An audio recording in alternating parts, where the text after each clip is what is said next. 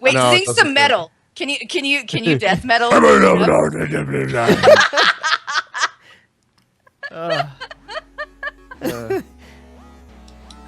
Yeah. That is good. Metal is the best metal.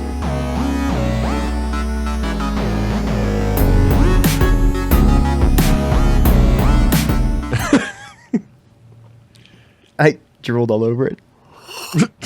I'm an adult. This is a bit of a Hang up dubious the start. call. This is the clip show. It's finally happening. Is that Yeah, we made it 4 whole episodes before the 5th one. Camera ever. Ladies and gentlemen, welcome to the 5th episode of I almost called it the Hobo podcast. Not far off. It's not far off. Please do that. Oh my God! I'm going to cam with you from a cardboard box next week, and it's gonna be the best. This is all I own. This is actually all green screen. We're not even recording. We're just like hanging out in an alley, talking into like empty cups, just like Progresso cans. I wanted to address the whole pigeon issue. Really good. Goddamn nuisance around here. The 5th episode of the HomeRow podcast, first episode of the Hobo podcast. I am joined, as always, as is tradition, by Zero Doxy. Hello. And Quiglin. How's it going? As you can tell, we're trying out some new things here. We're going to do the cam show. Okay.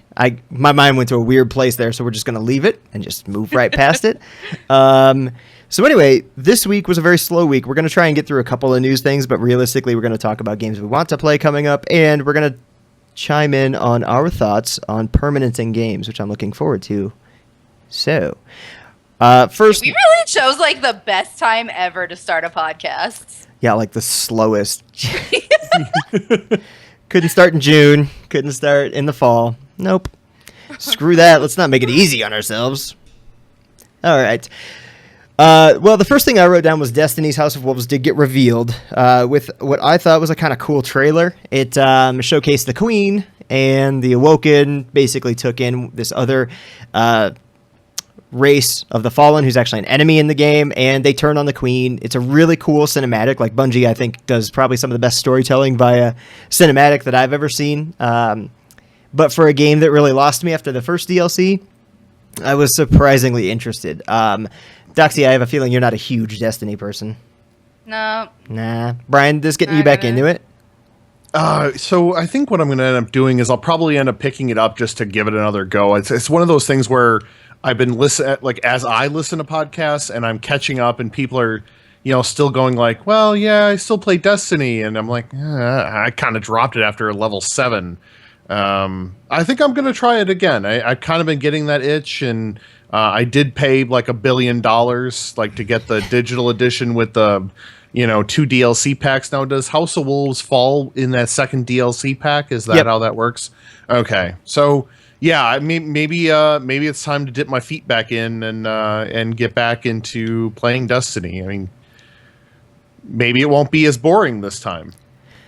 Yeah, I think it'll be interesting to see, but I don't know. I'm cautiously optimistic, maybe more so cautiously pessimistic, because I think that it's not going to be that great, and I'm trying not to get my hopes up and trying not to get hyped, but that trailer was pretty cool.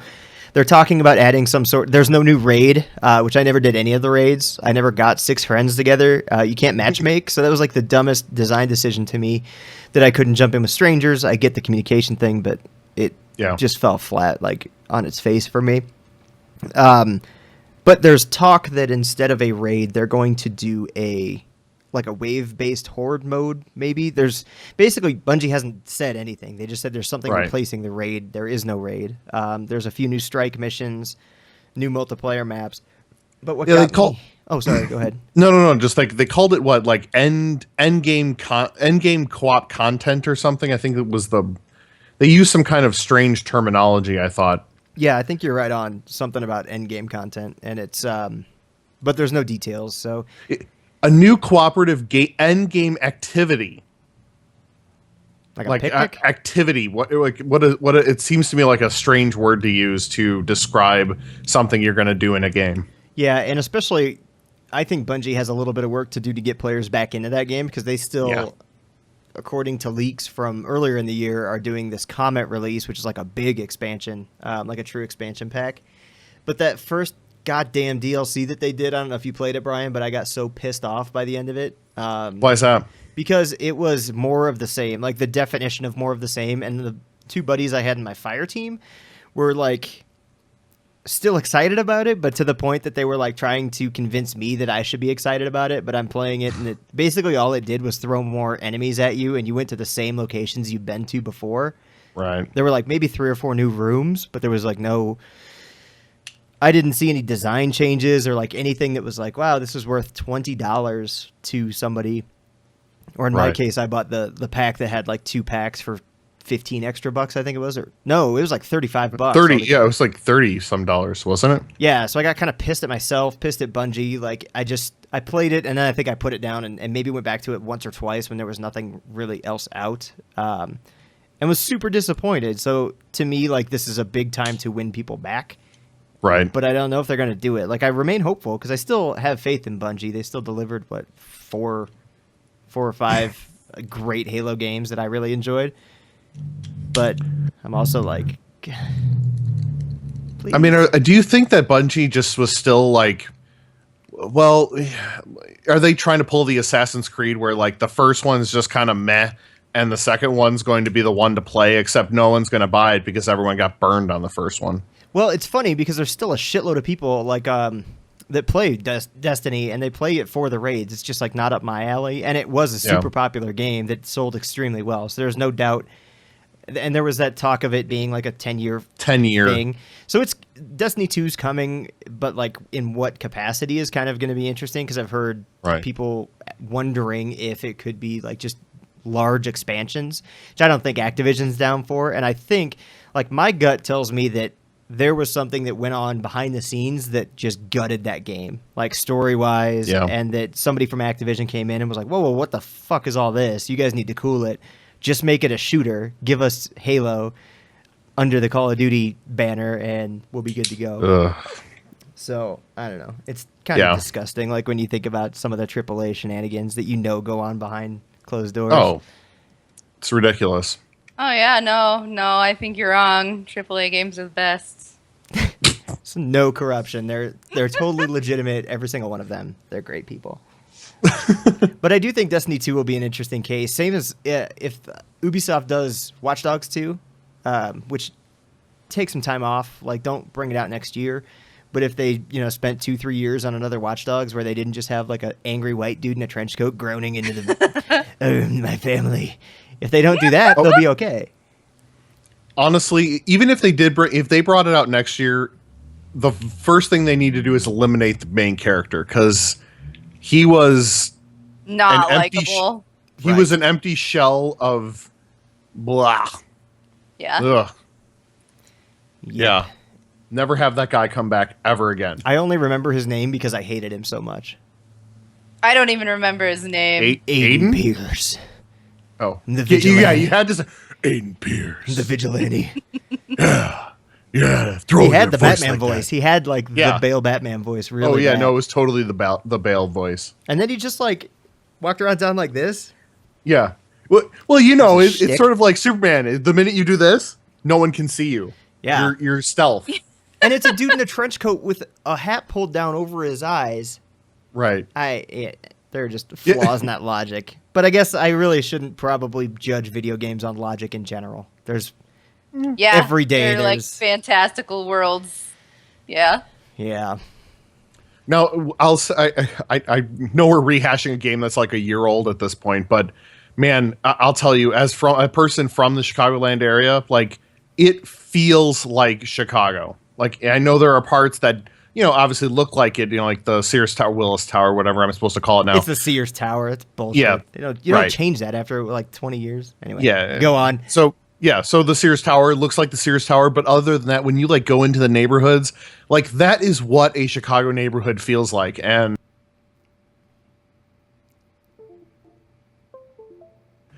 then there was Aiden. That was the opposite of nailing something.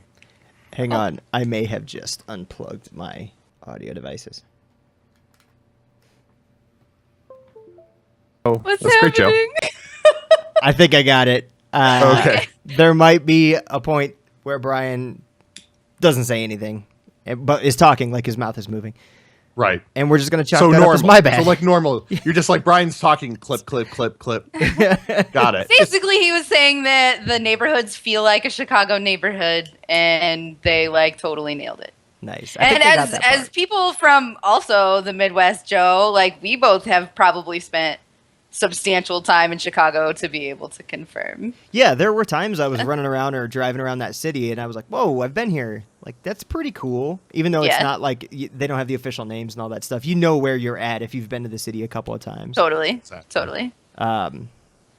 So yeah, but I mean, Ubisoft's always been good at that. They nailed Paris and Unity, even if the game was a piece of garbage. Like in most, that's another game I had a good time with. I didn't have a single issue, and then reviews came out and everybody had issues with. But I liked it. It was fine. It was just not interesting.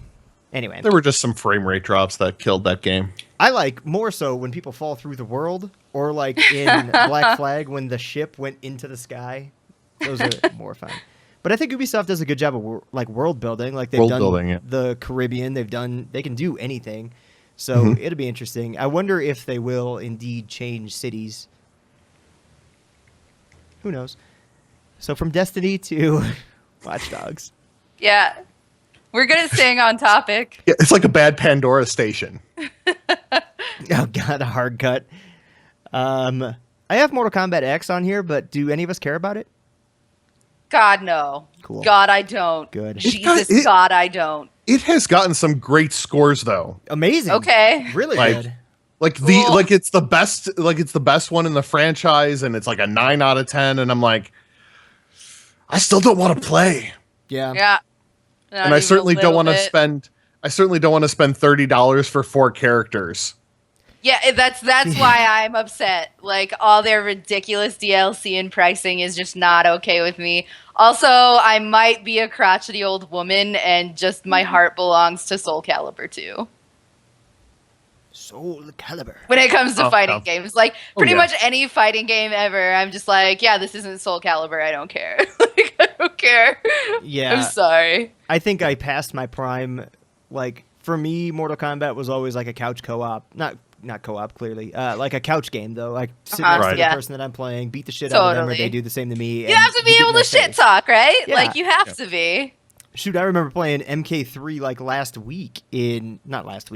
year at somebody else's house. So nice, that's still fun. I don't need a new MK. Yeah, totally. A lot of people like it though. Have fun. Yeah, just not gonna. More power to them. There are children outside my window. Are they staring at you? No. Do they have all black eyes? Do not invite them in. Don't let them in. Don't let them in. My wife is terrified that's a real thing. Well, I shouldn't say terrified. She's convinced it's a real thing and it's going to happen. Oh, that's adorable. Your wife is adorable. What are they doing? About to start barking. Yeah, I was going to say, Joe, you're starting to look like your dog doing it. You're like, what? Start sharpening some object over here. So yeah, we'll just move right past Mortal Kombat. Let's jump into this topic because we discussed it before the show. And the topic, I feel like I should have a 3x5. Your topic for the day is permanence in games. So do you... I am for it. Okay, so Doxy, why don't you describe what your view or your understanding of what permanence in games is, just so we can be clear and that we're all defending or attacking. Like you make a decision in a game that, like, let's say it gets an NPC killed, then you can't interact with that NPC anymore. Is that what we're going for? Okay, yeah. Or like you open up a shortcut somewhere and now that shortcut is just available to you, but maybe by creating that shortcut you blocked off access to a different area or something like that. And I am 100% for it. I feel like that kind of thing gives a game replayability.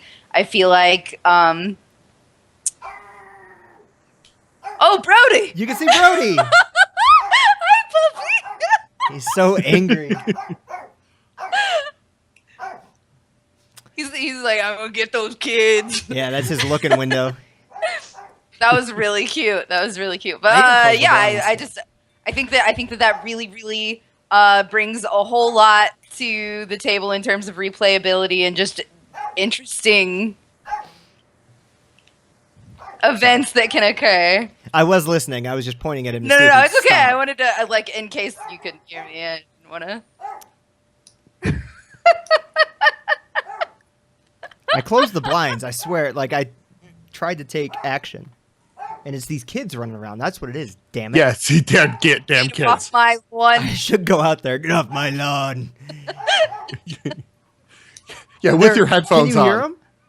Oh, yeah. They're barking at my dog. Hey! Pop. Wow. He doesn't care. He'll just bark at me instead. You don't yell at me, Dad.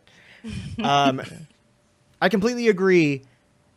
We had discussed this briefly before. He's still going insane. Briefly before the episode, that permanence in games gives me like the strangest anxiety in the world, because I feel like I have to talk myself into committing to changes or committing to decisions within a game. Right. Dragon Age Inquisition was probably the first one where I was like, I'm just doing it. I'm going to make a decision. I'm going to stick with it. Previously, Skyrim, I probably have, we'll say 300 hours. Probably 200 of those hours are like my first a decision being played out, and then an extra 100 are me like quick loading and quick saving and going back like, no, I fucked it all Right. up. Yeah, Like, totally. It's got to be a perfect playthrough. Mass Effect was another one where I was like, no, this is my story of Commander Shepard, and it's got to be flawless. This guy's got to be a rock star. But now, case in point is like Bloodborne. I knew that there were those choices. Like I could go to the sewer, or I could continue. And I heard about these before the game came out, like a few days when reviews were coming up. And just that there were these choices, and everybody kind of experiences Bloodborne in their own way. So I tried to limit it, but also listen to like the best practices of how to stick and move, and talking with you, Doxy, and a couple other friends. But it's one of the first games in a long time where I've like made a choice and really stuck with it without even quick saving right before, and just never looking back, basically. But yeah, it gives me a very straight. I like it. I really like it, and I think in some games it works. Telltale games are another one like that. So good. Oh, yeah. Jesus. I'm sorry. I just like had a little bit of an orgasm. I'm sorry. I'm sorry. It's completely understandable. It's completely understandable. But they are so good, but then at the same time, I still have this anxiety that at the end of the game, there's a story to be told and there's a finale to come to, and I think that that's similar for the most part, but I also have this weird anxiety about, like, do I let Duck live? Do I save the kid who can't help my goddamn situation one bit, but he's a child, or do I save the 18-year-old kid that might be able to lift something? Right. So if there's me in a zombie apocalypse, you better be bringing something to the table, because kids are dying. Yeah. That'll be my choice. But now, I've just like, I don't know if I wouldn't even call it maturing as a gamer. It's just like I've just changed and realized I shouldn't really worry about that decision, because in the grand scheme of the game, it might not make that big of a deal. And I would love for a game to prove that wrong. Like this very tiny decision that just does the butterfly effect and fucks my whole game. Yeah, no. Oh my God, I've been waiting and waiting for games to be able to pull that off, and I think that Telltale games are the closest that it's come to, and it's still not quite where I want it to be yet. Yeah, but on the flip side, I don't want it like old school adventure games where they're like, oh, you didn't pick up that one thing that you didn't see underneath that table, underneath that other thing, and you didn't pick that up, so you lose the game. But that's life, homie. That's what life is. I don't want to play life. I want to play games, Doxy. Okay, that's fair. That's fair. Yeah, sometimes a little bit of both would be nice. No, but the one thing I like, if you ever play an MMO or even Destiny, we were just talking about it, and you're like, okay, I need to kill that guy. As soon as these 3 other guys kill that guy and be the champion, then I'll get to be the big guy, you know, killing the guy that they already killed, that I watched die a bunch of times. Right. Yeah. You know, waiting for him to respawn. It'd be interesting to see if they could implement, and I don't think they could, especially with those, there's a reason they're called massively multiplayer. Right. Like, there's no way to make that decision stick in the game world unless somebody makes some sort of algorithm that's like, you kill this boss or you spare this boss, and it has far-reaching effects on the rest of the experience. Yeah, you really else. Otherwise, you'd be instancing people left and right just to keep them, like, okay, so, as soon as this boss is killed, then all these people need to move over to these servers because it's this instance over here, rather than, people who haven't killed them, and maybe those people are higher level than the other people, in a massively multiplayer game, it just could get way too complicated. So I understand that. It's just, I think Dragon Age was a really good example of, like you do something and you're just like, oh, okay, well, I really can't undo that now. I mean, I guess I could try to load the game from previous, but I made a decision when you're sitting on the throne and you decide to kill somebody, or, you execute them or you exile them. And you made it sound like you made that decision from the toilet. I'm sorry. Okay, keep talking. I'm sorry. Okay. I'm very bad. That's okay. Yeah, there you go. Making decisions from the toilet. Don't we all? Yeah, I was going to say, I mean, while That's I'm playing something something on my activity phone. for me. Making decisions or shitting? For some reason, why shitting not in both, the shower Wicklin? became like why not both? Right. No, depends on your drainage. Making decisions and thinking and stuff, that is a shower activity. Yeah. Well, sometimes I'm playing Crossy Road and, making decisions about whether or not I'm going to continue, jumping on logs. But I play Flappy Bird. Yeah. Not too many decisions to my make. phone screen for continuing. I always slam into the side of trucks in Crossy Road. Oh, yeah. It's so good. I love that. Funny. But I would love... So the game that I'm probably most anticipating yet suppressing my hype meter for is No Man's Sky. Oh, yeah. Because of the level of exploration and all this crazy stuff that the game has so many damn randomly generated planets that they had to send. They made GIF probes. Have you guys heard about that? No. They had to program probes that would go to a planet that was generated and send back GIFs or GIFs, what have you, and basically like a sensor probe, like the opening of Empire Strikes Back. And they get the lowdown on what's going on there. Make sure that there weren't any like crazy like 64-legged monsters or like, legs coming out of heads, and that they're basically that all their processes were working okay, and send it back. Like that's how big the game is. They can't afford to just be like, oh, pull up this planet. Like you can't do that. And the game doesn't have permanence as far as I understand. We still don't know a lot about it, but the permanence in that game sounds pretty cool in the fact that you can, from the limited information that we have, go to a planet, explore it. If it's been found by Doxy, it'll say discovered by Doxy when I get in that atmosphere. And then there might be, we could set up a base there and land and check stuff out. And that's permanent for everyone. So if a stranger comes in and checks our stuff out, we can look at them funny and kick them out. But can you guys think of a good game that doesn't have permanence? I guess Destiny was an okay example. But do games like that get boring? Like for me, I'm done with Destiny until they bring out like, legit new content. That's my point exactly. Is that like when you were talking about how you get anxiety regarding these situations or like getting the right ending and stuff like that. And for me, it's all just exciting, but it's also remembering. Instead of panicking, I just concentrate on remembering what decision I made here, so that I can, when I do inevitably come back and play this again, I am able to remember to make a separate choice so that I can just see everything. But do you go back and make the opposite choice? Like, for me, in a lot of those games, oh fuck yeah, it's remembering a few of the decisions. But then there are these small ones where I'm like, I probably picked the exact same one. No, totally. Dude, I don't know if you know how I get down, but I am the kind of person who will open an Excel spreadsheet to get through a dungeon in an old school fucking point-and-click adventure game. Like, you don't want to fuck with Doxy's game, okay? Okay? Point taken. Yeah. No, taken. I know what I'm doing. Got a spreadsheet for days, son.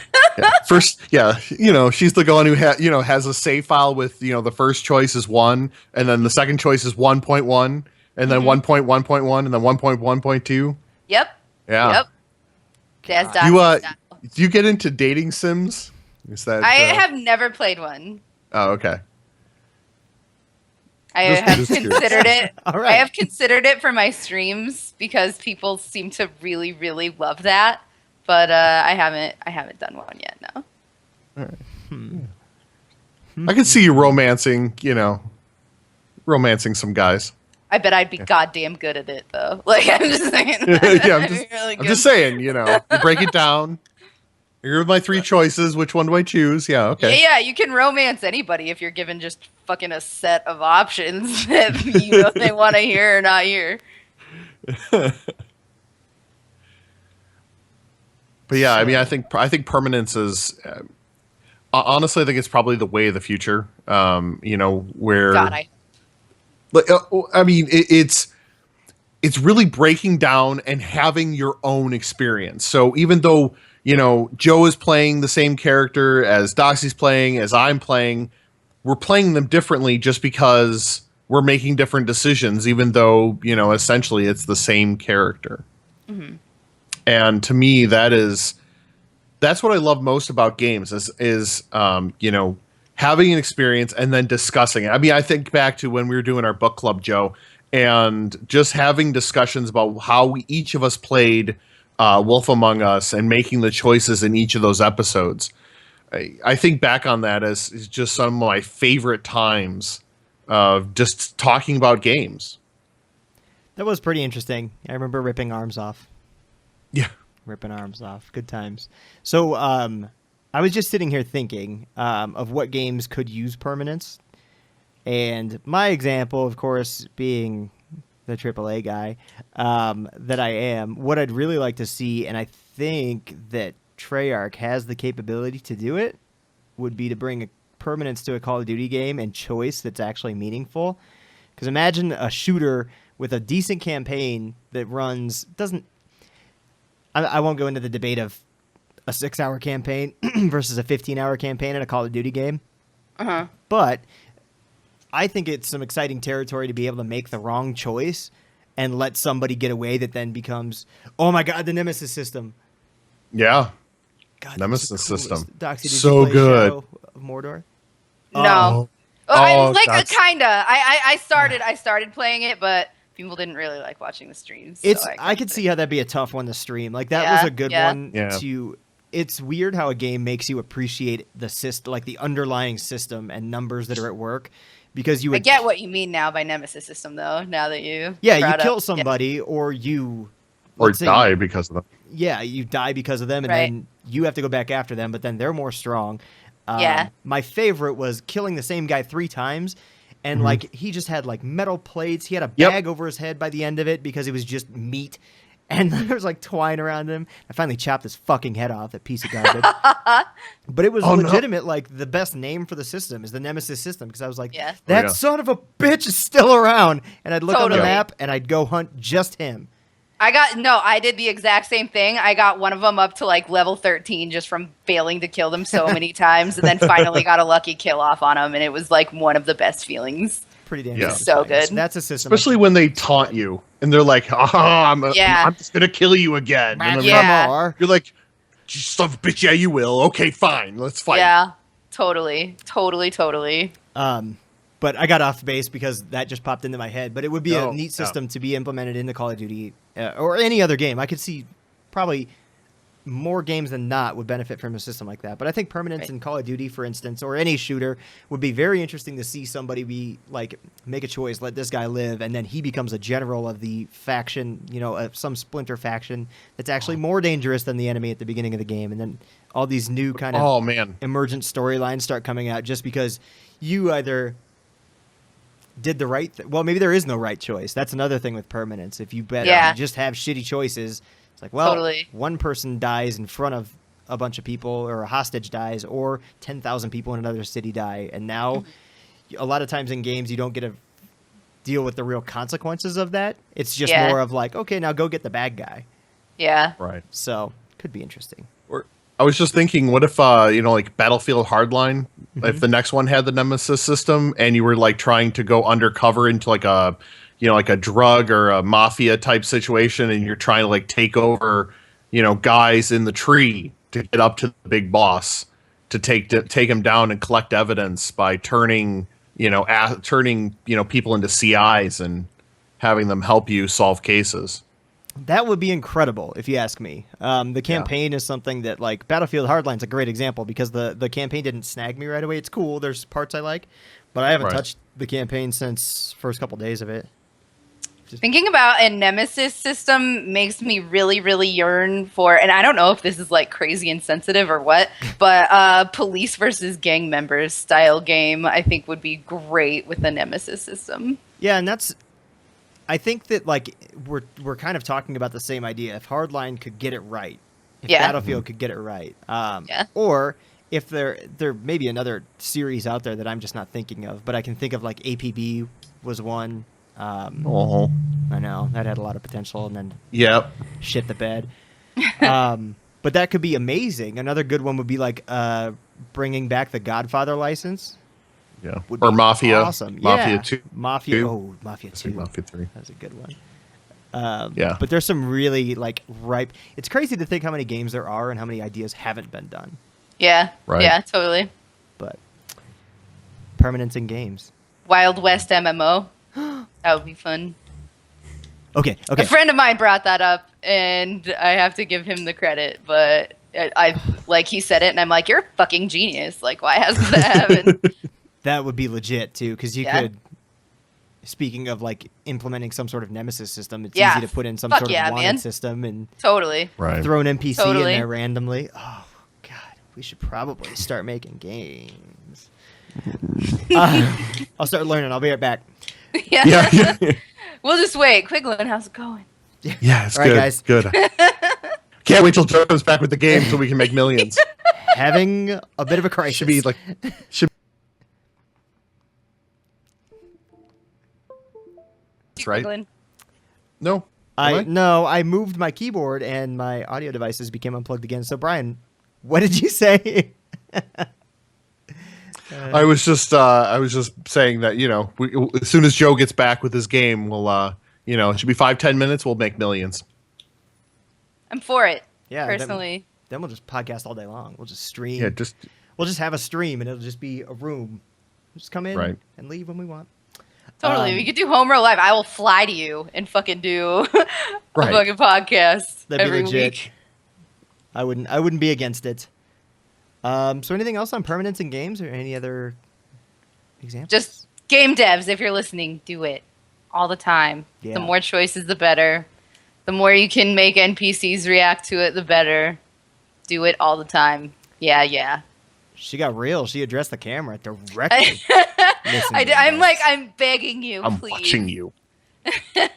It makes your game infinitely replayable. The more choices there are, the more, oh God, just do it. Just fucking do it. Always. Please and thank you. I love you. Fucking do it always. I can't wait till we're playing a game sometime and there's no mention, but then at the end credits, fucking do it always. Zero Doxy. You were the inspiration for this game. Yeah. Hobo Podcast Episode 1. There's your box quote. Cool. So let's move on to... So when my USB hub, clearly it's time for a new one, when it unplugs, my Corsair mouse goes to like this super... I probably have this backwards. I'll say high setting for my mouse. But it moves like... I move the mouse like a shitload, and the mouse just goes... Yeah, that's low sensitivity. Yeah, pain in my ass is what it is. So, Doxy, you were saying before the stream that there were a couple games that you hadn't played yet but wanted to get to. Yeah. Right? I'm about to start a series for YouTube on Besieged, I think. And I think that's going to be really fun. Have you two heard of Besieged? I have seen not a lot. I've seen a few, and every video I've watched has been, at the very least, entertaining. Yeah. Yes. I'm looking forward to it a whole lot. I watched a little bit of it, but I want to do the campaign, and then like once I run out of campaign, we'll see like where the series at, and then maybe do some like workshop stuff. But I didn't want to spoil myself too much, so I didn't watch too terribly much. But what I did watch, I laughed my ass off, and I am so excited to get into that.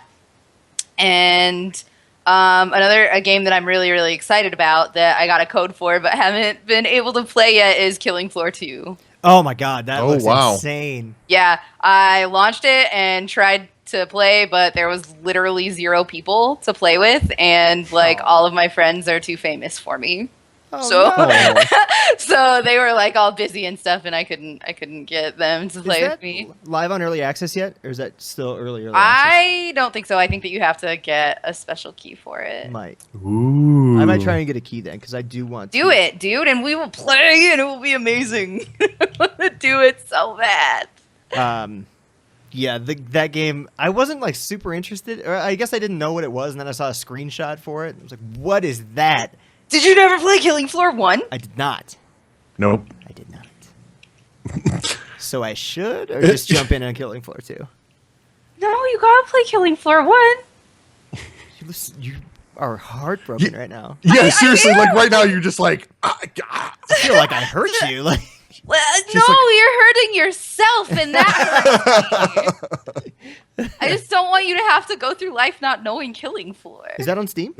Yeah, and it's usually really cheap too. Like it goes on sale all the time. Like I'm pretty sure I've seen it for like $1 before. It was free for a little bit Where were you then? as well. Damn it. I don't know. I like free a lot more than $1. Probably drunk somewhere. I mean, if we're playing the odds. like usual. But yeah, you absolutely gotta check out Killing Floor 1. I would be happy to walk you through it. I just love that moment that you said you didn't have never played it, Joe, because I honestly thought Doxy was just like, I'm just going to hang up the call. I'm Yeah, I just thought we just loser. done. Just go. Like end podcast. Yes, I will. So I will check that out because 2 has me interested, and I've learned never to look past. For some reason, with console games, and this might just be my like personal stigma, but console games, when people tell me to check them out like over and over and over, I usually don't because I just don't care, or maybe I've been disappointed. But usually, when I have a couple people tell me to check something out on Steam, it's almost always been awesome. That roller disco dodgeball game. I am friends with the guy who made that. Oh my god, Eric it's so Asmussen. cool. He is so amazing. He is such a cool dude. Yeah, and that game is easily one of the funnest games I have ever played. It's legit, and there's nothing else like it on. I'm sure there's something else kind of like it. Somebody else correct me, but I just don't think there's anything like it. No, it's very unique. Yeah. I can't remember the damn name of it now. 3D Realm, Shadow Warrior. I really enjoyed on PC. It was on sale. I got it in like a bundle. I didn't even know I had it. Just installed it. This is awesome. I can cut off all these limbs. And then one of my guys that tunes into our twitch.tv, what up, Penguin? He always kind of comments. Penguin. Brian knows Penguin. Pengy. He recommended it, and I realized I had it and played it and started just chopping up demons left and right. It was awesome. But it just always seems like on console when somebody recommends a game a lot, I've either heard of it, played it, or just when I do play it, it's like,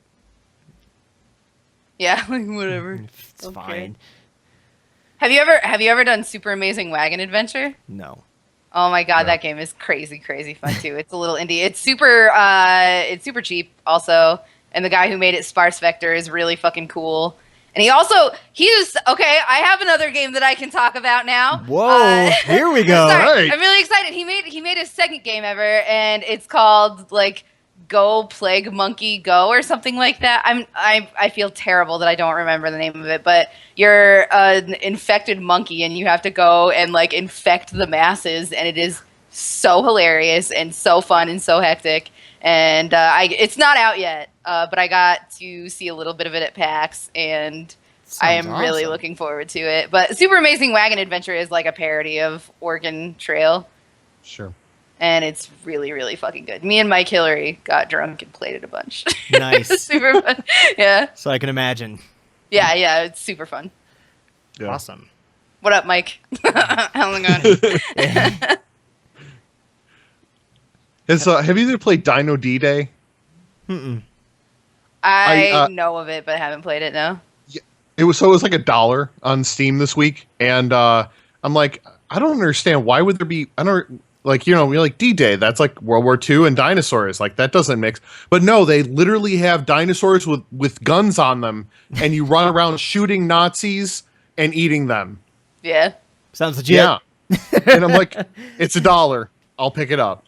Totally. So go play that. That's the kind of shit that I do. That's the kind of shit that I do. I'm just like, all right, what's on special? And like, I pick things up and I find amazing games that way.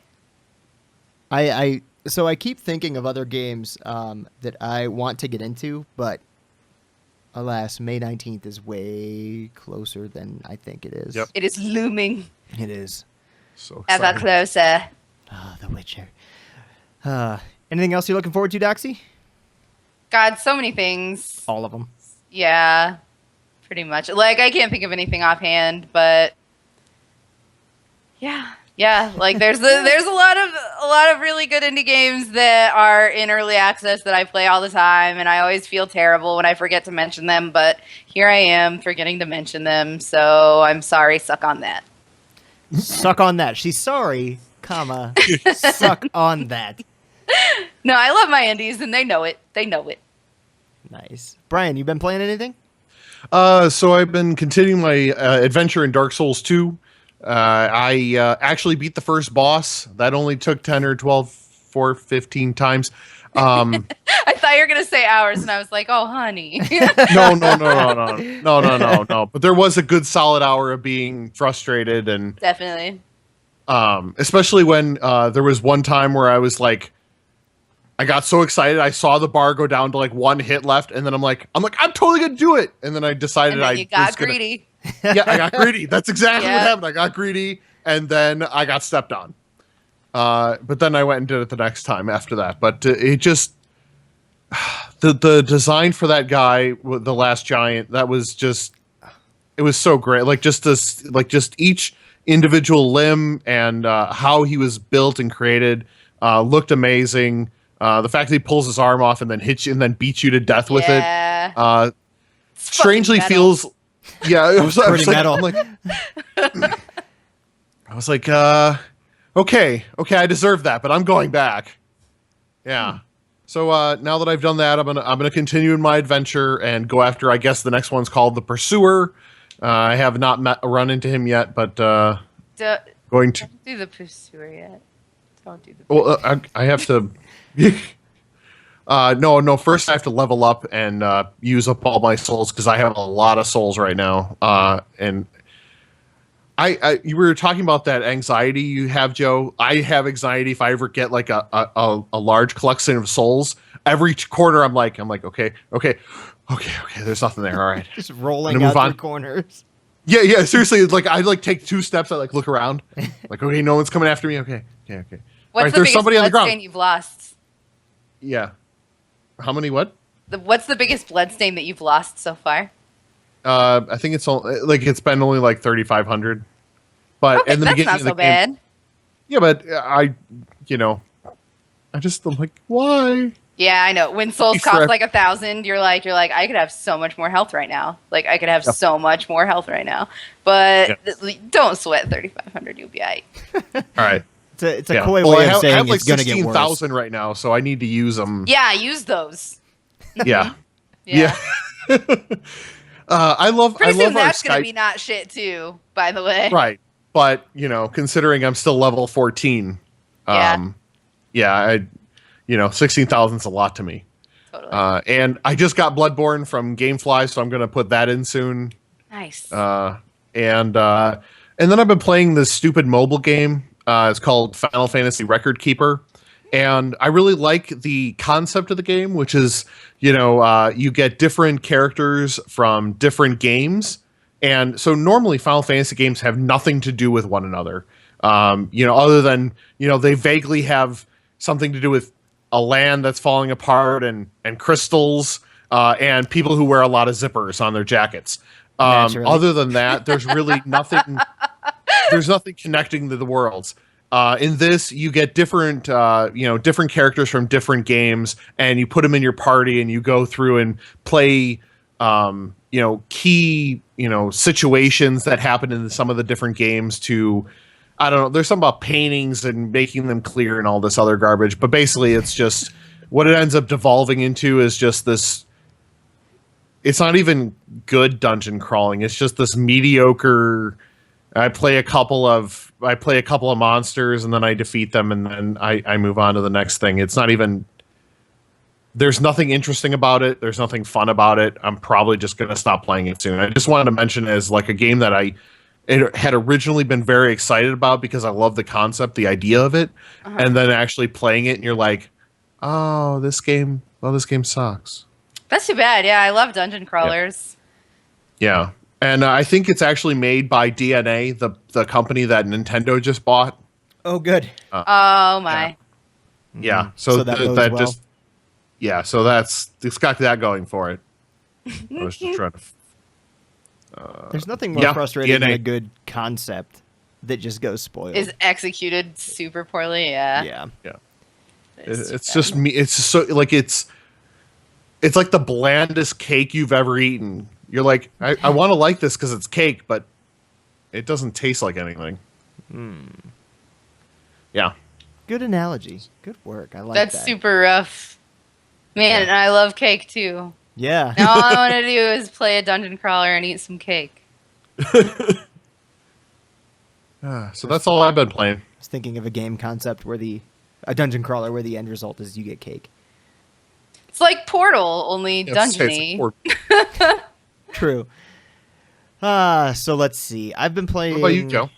Well, so it's funny how and I don't know if this is the case for you, Brian, when you get like a review, but it kind of just comes up, and a lot of times like you just get asked like, "Hey, you want to review this?" More often than not, I'm just like, "Yeah, what the hell? Let's play it." Sure. So currently, I have two. One that I've been playing for the past couple days that I really can't comment too much on like my thoughts because I'm under an NDA for. But Dungeons 2, you guys heard of it? So there was an original Dungeons game which was kind of touted as being a new age dungeon keeper. Okay. And really kind of fell flat. The reviews were a little middling. It's by Calypso, the folks that do Tropico. Okay. Ooh, Tropico is good. Tropico's awesome. Yeah. I think it's published by them and then kind of designed by another studio called Realm Forge, who I am not really too familiar with. Okay. But Dungeons 2 is a lot more like Dungeon Keeper. It kind of takes the like best parts of Dungeon Keeper and mashes it with this overworld concept of basically like an RTS. But you can only use the stuff that you've created in your dungeon. So like if I make a shitload of orcs and then send them up to the overworld and then they all die, then I have to go back down to my dungeon and just like work on getting more of these orcs and stuff like that. I can say that I'm really enjoying it. It's really cool. I wasn't sure because I just don't think I was around or didn't have a PC when Dungeon Keeper was really big. Or Dungeon Keeper 2. I believe there was also a Dungeon Keeper 2. Then there was Dungeon Keeper Mobile, which like just was terrible, like just microtransactions left and right. So I have don't such do a that. hard time with mobile games in any way, really. It seems like they're either like just terrible to meh, or they're fantastic, like Monument Valley, and a lot of the other, like there's a few. I want to play 80 Days really bad. Excuse me. But anyway, Dungeons 2, I'm having a good time with it. The review goes up on the 20th, right? Is that Friday? When? 20th is Monday. Is that? It goes up either the 20th or 21st, one of the two. But that's been pretty fun. Calendars. Yeah, right. Yeah, I'll throw it up there when I want to. I also haven't gotten a chance to play it just yet, but I just loaded up Tropico 5 for PS4. Nice. And I'm really curious to see how that translates to a console, because I love Tropico 4 on PC, and I don't know how intuitive those controls will be. It'll be interesting. I remember playing Yeah, SimCity that on will be SNES. weird to figure out, huh? I don't know. I mean, I'm reserving judgment, of course, until I jump in there. But I also noticed a multiplayer mode, which I don't recall. Like, I haven't looked up anything on Tropico 5. For some reason, I just wasn't into it. I think mainly because I got Tropico 4 for like $5 in some bundle or some sale. But I really fell in love with it and then just kind of moved on. So I'm excited. I'm excited to see what it does. I think I'm more interested to see how that control scheme works out, because that's not easy that's to do. going to be crazy, I think. Yeah. Well, controls can really kill awesome games too. Yeah. But you look at a game like Diablo 3 was able to do a very good job on console. So Well, hopefully they can do something with the cursor that doesn't make it feel 1999 again. Yeah, I'm wondering if there's going to be like a way to quickly zoom in and out too, because that game can be really pretty gorgeous. Tropico 4 at least can be pretty cool looking when you get right down on the street level and follow some people around. Or I always like the angle that game took of like not taking itself too seriously in any respect. So you know, you can make a total communist state and put in the secret police and silence people and have some fun with it. So I'm hoping hoping a lot of that stays the same, but I don't recall seeing great things about Tropico 5, which is a little disconcerting. Yeah, it's a little like, but we'll see. I'll check it out. Nice. Of course I'll check it out. I have to review it, so. Yes, that's kind of how that works. Kind of the idea, right? Totally. But that's another Calypso game, so that's neat. And then I've been playing The Witcher 2 in anticipation of The Witcher 3. Ooh. So good. It's I don't know what my deal with The Witcher 2 was, but I just never got into it. I think last I launched it up on Steam, But there's I had so many 3 boobs, hours. Joe. Yeah. How did you not get into There's it? a lot of boob. Safe to say I'm into better it now. in the world than some video game today. It was real funny because the first like interaction I had with God, what's her name? Triss. Yeah. There's pretty much an option like you need a bath. Like just why don't you this whole stuff you got on, just make that not happen anymore. And I was like, oh yeah, so that's got it. I get this game and this game gets me.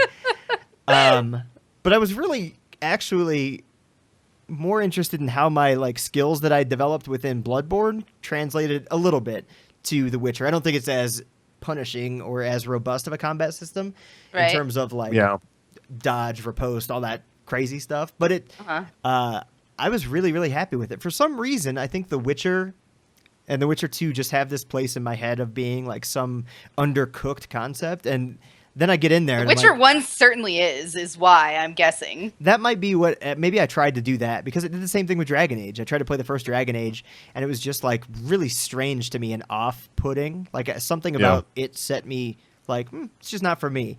But then I jumped into Inquisition and I was like, whoa, this is cool. So, I still haven't gotten Inquisition and I like want to commit suicide over it. It's good.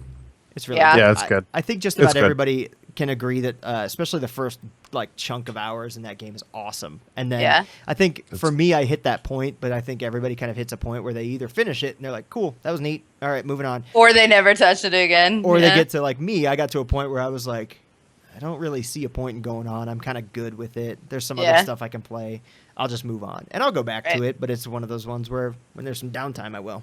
That's the How many hours the you internet into it, Joe? is broken, kind of. I couldn't even tell you confidently. Okay. I would want to say like a couple dozen. Like I know I got to Skyhold. that's it? Is it?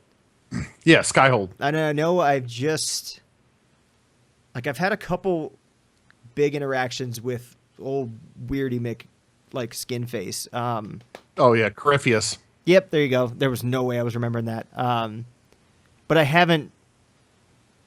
I feel like I sunk my teeth into it, and I was just kind of done for the time being.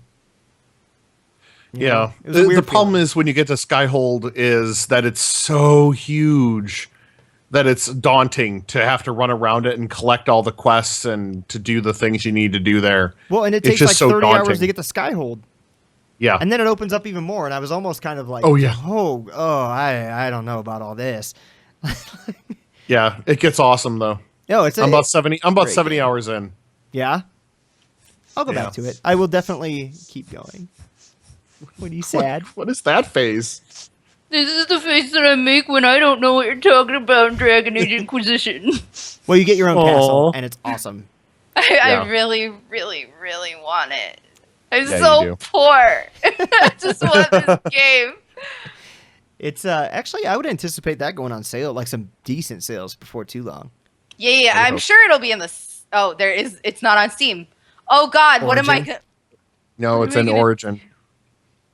But Does Origin have killer sales like Steam? once in a great while, like they've So I done need The Sims, too. Super bad. The Sims 4. Yeah, fuck yeah. I reviewed that game.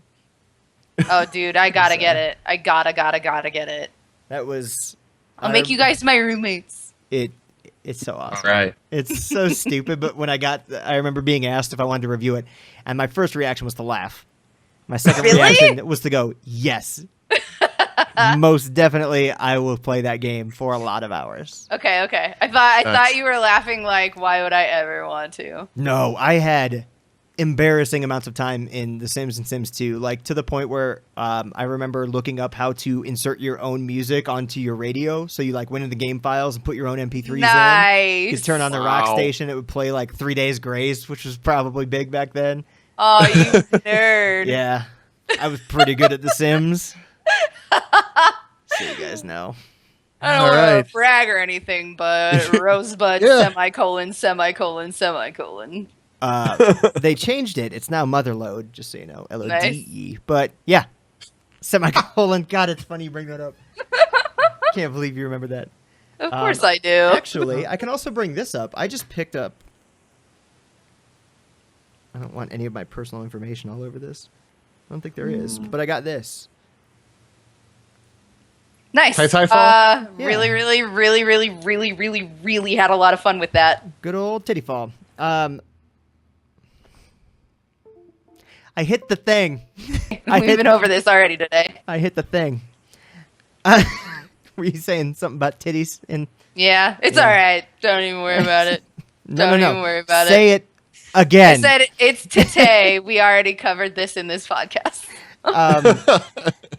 The reason I'm excited to go back to this is I played Titanfall when it came out on PC, actually, and it was awesome. Like, I had a lot of fun with it, but it felt lacking, and I was listening to Kinda Funny, and Alfredo Diaz said something about going back to Titanfall right now, like, is the game it should have been when it launched. Like, they just put out so much content, and they gave the season pass away for free on Xbox.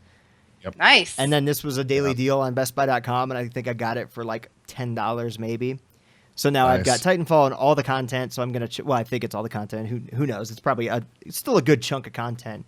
Right. And I know what to expect going in. Like, there's not going to be a great story, but there's really good action, some fun, crazy vertical gameplay. I really liked how level design is off the charts. Yeah. The controls, dude. Like, how good the controls feel in that game is something that. It's not something that usually stands out how good a game's controls are, because like what you're aiming for is for you to not notice the controls, right? But like there are just a few games that the controls are so fucking stellar good that you notice, and I can think of like the Dark Souls games and Titanfall. How it's fucking funny because amazing you really don't hear a lot about Titanfall anymore, which is too bad. Yeah. But Titanfall 2, from what I understand, will be multi-platform and all that fun stuff, and I'm sure it's coming because I think it still did pretty well because it was the only game for Xbox One in March of 2014. I think so. I'm sure it made a cajillion dollars. It'd be interesting to see the player base that's on there too. So I'll probably report back maybe next week, maybe the following week, and let you guys know my thoughts. Nice. Yeah, exciting. Nice. So yeah, next week should be a bigger show. I am just beyond excited for Star Wars Celebration starting today. I think it is right today, tomorrow, and Friday. Something like that. Yeah. Yeah. Star Wars nerd over here. I cannot wait to see Star Wars Battlefront. Like Battlefield Hardline, obviously I'm still playing it because it is my crack rock. I can't get away from it. And that marriage with Star Wars, I'm going to poop them. Like, I'm going to need new drawers. I just can't wait. Like, they showed a picture of a fucking stormtrooper, and I looked like every detail up, like, oh my god, the battle scars look really cool, like the grading. It's probably just concept art, but I was like, that looks awesome. They got me. This is a new side of you, Joe. I like it. Yeah, this is really, really pretty adorable. I mean, there was the Sims part, and now this. This has been a good episode. Yeah. You know, like an onion. You got to peel back those layers, you know? Yeah. Then you get to my core, which is the Sims and Star Wars, and that's it. Right. So yeah, you guys got anything else? Dude, I'm tapped. You know what? I'm proud of us. Damn it, we had no news, and we still made it about an hour. Yeah, Nice. yeah. A little over an hour of recording. We did A-okay. So, for the best podcast in podcasts, In ever. Hobos, the best podcast for hobos. and for all your hobo news, The best podcast in cardboard boxes and alleys. Yeah. Riding trains. Have you guys seen the commercial of the chicken, the free range chicken? Yes. Best thing ever. What? I don't watch TV. yeah. It's stupid. It's Geico, funny, though. Geico, Sonic, and Little Caesars have the best commercials. Anyway, you're welcome, Geico, Caesars, Little Caesars, and Sonic. If you'd like to sponsor the podcast, please let us know. Yeah, I should just start throwing bones out there. Oh, also, I Squares. want to send a shout out. Want to throw a shout out to Ricardo, who was one of the developers on Son of Nor. Thanks for commenting on the Shout Engine page. Oh, I didn't even Nice. see that. I'm so sorry. Yeah, me either. I haven't been checking. I feel really bad. I'll check I that just out. Yeah. check my YouTube comments pretty much. Yeah, but yeah, thank you, Ricardo Valenzuela. Yeah, thank you, Ricardo. I appreciate you checking it out, man. So that'll do it. Yeah. And by the way, for those of you who are listening on like iTunes or Shout Engine, you can see our faces if you go to my YouTube channel. So you should probably do that. Yeah, I mean, we're not ugly. Oh, It's true. Well, all We're right. a handsome bunch. Okay. We're all right. I'll say that much. We are all right. Give us a solid 7. Okay, so for the HomeRow podcast, this has been episode 5. 5. We made it. We made it. We're finally there. Cinco. Clip show next week. All right, everybody. For the HomeRow and Hobo podcast, I am Joe McAllister for Doxy and Brian/Quiglin. Oh, no, wait. Slow up. Doxy, where can we find you? Oh, yeah. Twitter.com/0doxy, YouTube.com/0doxy, and what's the other one I haven't said? Twitch? .com/0doxy. All the .com/ zero Oh, doxy. .tv if it was Twitch. My bad.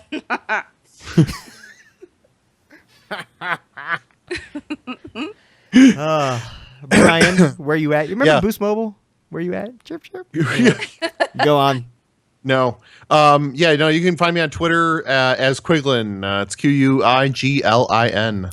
Solid. And I am twitter.com/Joe_McAllister, or I usually stream on twitch.tv/PlayEnlightened, and I'm going to do my best to make it into more of Doxy's streams.